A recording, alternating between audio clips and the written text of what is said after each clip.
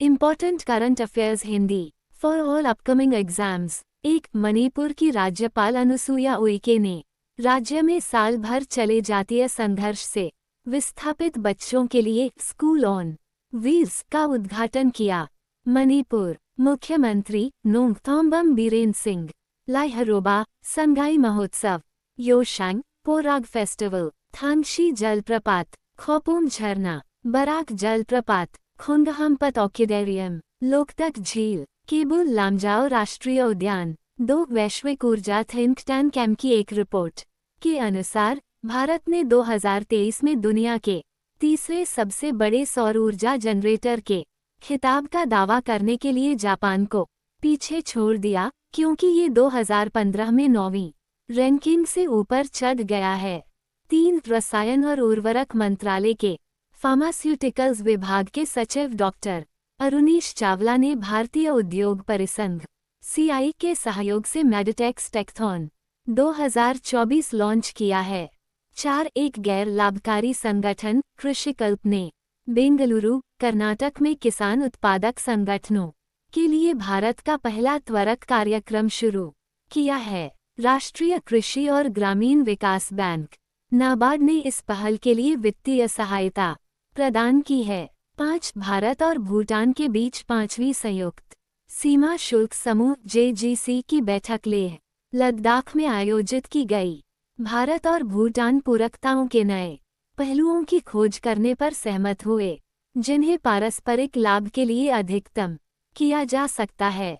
7, Coca Cola India foundation आनंदना ने राष्ट्रीय महिला हॉकी लीग 2024 के लिए हॉकी इंडिया के साथ अपनी पहली साझेदारी की घोषणा की। 8, राष्ट्रमंडल सचिवालय ने लंदन के मालबोरो हाउस में आयोजित राष्ट्रमंडल लोक सेवा सचिवों कैबिनेट सचिवों की बैठक में भारत की केंद्रीकृत लोक शिकायत निवारण एवं निगरानी प्रणाली CPGRAMS को सर्वोत्तम अभ्यास के रूप में मान्यता दी है।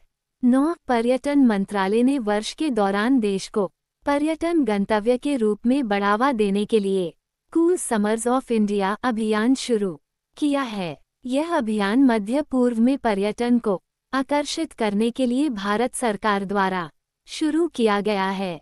10, अग्रणी भारतीय फिनटेक कंपनी और पाइन लैब्स ग्रुप का हिस्सा सेतु ने सेसम का अनावरण किया, जो भारत का पहला लार्ज लैंग्वेज मॉडल LLM है, जिसे विशेष रूप से बैंकिंग, वित्तीय सेवाओं और बीमा BFSI क्षेत्र के लिए डिजाइन किया गया है। 11, प्रसिद्ध उर्दू साहित्यकार और शिक्षाविद शेख अब्दुसलाम अब्दुल रज्जाक, जो अपने छद्म नाम सलाम बिन रज्जाक से प्रसिद्ध थे, का 83 वर्ष की आयु में निधन हो गया।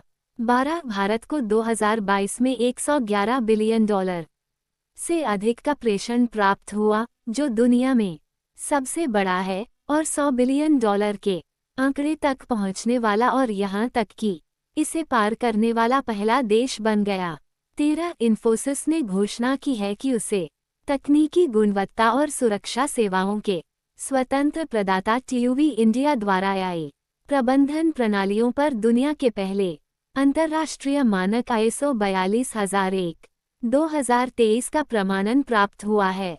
14, भारत और फ्रांस 13-26 मई तक मेघालय के उमरोई क्षेत्र में संयुक्त सैन्य अभ्यास शक्ति के 7वें संस्करण का आयोजन करेंगे, ताकि पारंपरिक परिदृश्य में बहु डोमेन ऑपरेशन करने के लिए दोनों पक्षों की संयुक्त सैन्य क्षमता को बढ़ाया जा सके।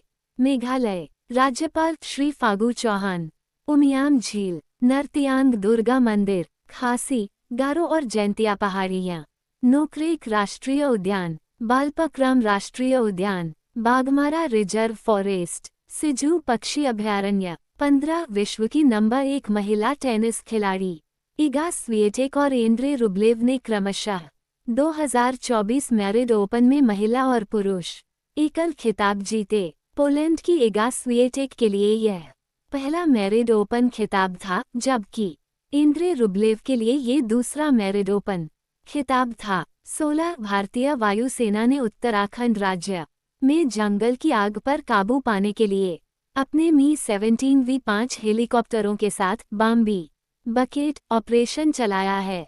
4 घंटे से अधिक की 8 उड़ानों के दौरान भारतीय वायुसेना के हेलीकॉप्टरों ने जंगल की आग बुझाने के लिए 17,700 लीटर पानी जमीन पर गिराया। उत्तराखंड सीएम पुष्कर सिंह धामी, राज्यपाल गुरमीत सिंह। आसन कंजर्वेशन रिजर्व, देश का पहला मॉस गार्डन, देश का पहला पोलिनेटर पार्क, एकीकृत आदर्श कृषि Gram Yojana, Rajaji tiger reserve, Jim Corbett national park.